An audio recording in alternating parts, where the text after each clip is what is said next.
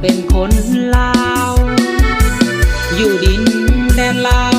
เป็นลูกหลานลาวภูมิใจขอเป็นชาติลาวแม้นว่าอยู่เหนือหรืออยู่ใต้สนบทหรือถิ่นแดนใดอาศัยจะเท่าเมืองลาวกินข้าวเหนียวเสียงกินเสียงแคนชื่อเสียงดังก้องทั่วแดนเอกลักษณ์คือเสียงแคนลาววัดว่าอารามวัฒนธรรมสวยงามแวววาวน้ำใจใสดังดวงดาวคนลาวคนมีน้ำใจปั่นข้าวเหนียวหอมหอมจำตอนปลาแดง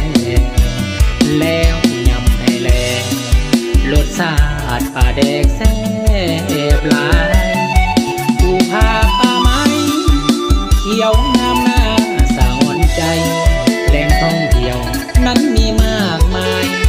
อาศัยจะเท่าเมืองลาวเกิดชาติใดขอเกิดมาเป็นคนลาวเว้าภาษาลาว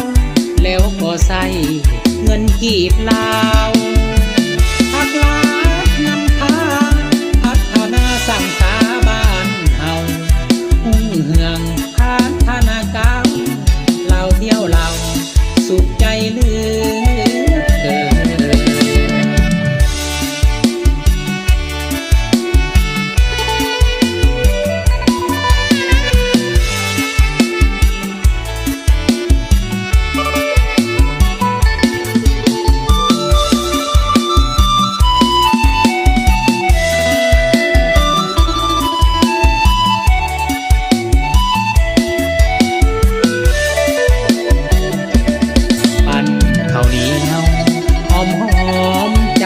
นปลาแดง